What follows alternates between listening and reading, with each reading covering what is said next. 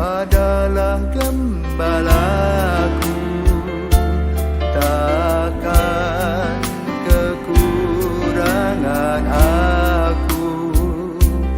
Ia membaringkan aku di padang berumput hijau. Saudara-saudara yang terkasih di dalam Kristus, selamat pagi. Salam jumpa lagi dalam Sabda Siap Saji, Rabu 8 Februari 2023, hari biasa pekan yang kelima. Marilah kita berdoa dalam nama Bapa, Putra, dan Roh Kudus. Amin. Allah Bapa Maha Agung, kami bersyukur atas perlindungan-Mu. Semoga kami terbuka terhadap segala kebaikan dan menyingkirkan kejahatan dari hati kami, sehingga kami sanggup mengabdi Engkau dengan tulus ikhlas. Dengan pengantaraan Yesus Kristus Putra-Mu, Tuhan kami yang bersama dengan Dikau, dalam persatuan Roh Kudus, hidup dan berkuasa Allah sepanjang segala masa. Amin. Tuhan bersamamu dan bersama rohmu. Inilah Injil Yesus Kristus menurut Markus. Dimuliakanlah Tuhan. Markus bab 7 ayat 14 sampai dengan 23. Pada suatu hari Yesus memanggil orang banyak dan berkata kepada mereka, "Dengarkanlah aku dan camkanlah ini. Apapun dari luar yang masuk ke dalam seseorang tak dapat menajiskan dia. Tetapi apa yang keluar dari seseorang itulah yang menajiskannya. Barang siapa bertelinga untuk mendengarkan, hendaklah ia mendengarkan." Sesudah itu Yesus masuk ke sebuah rumah untuk menyingkir dari orang banyak. Maka para murid bertanya kepada Yesus tentang arti perumpamaan itu.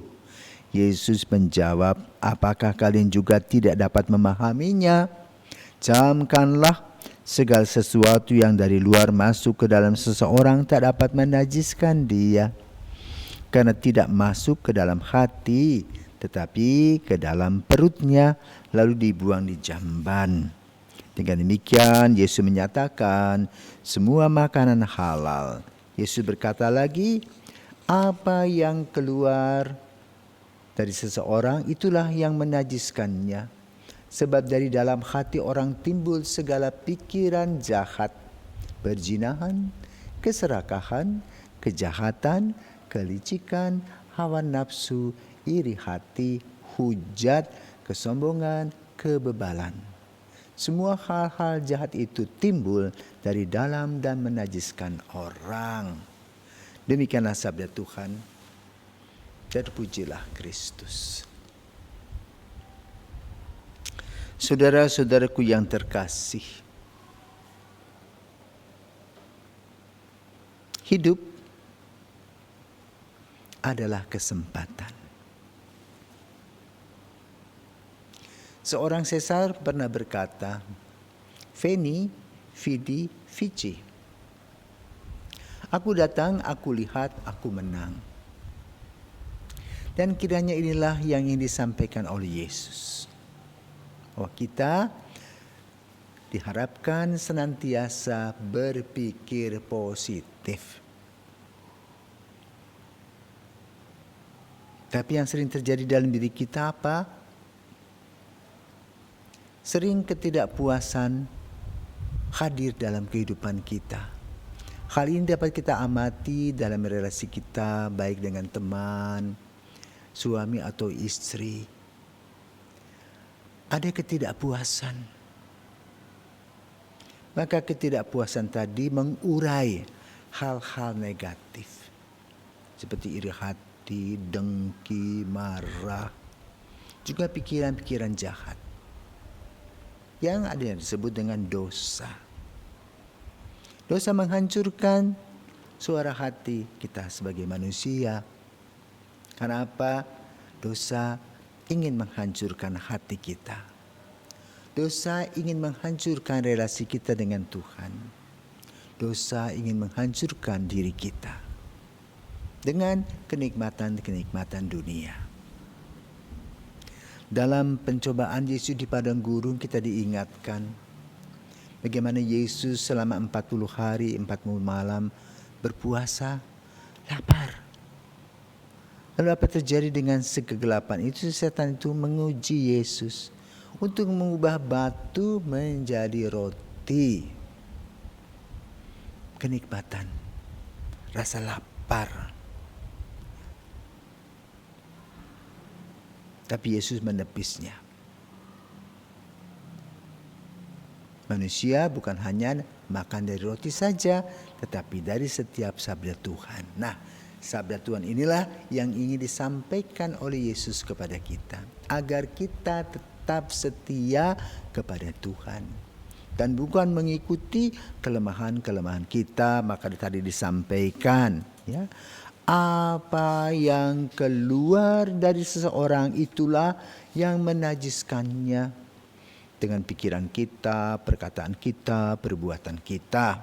Maka terjadilah kejahatan, keserakahan, perzinahan, semua dengan motivasi awal yang negatif yang masuk secara pelan-pelan tetapi kemudian menguasai diri kita dan kita terjebak di dalamnya.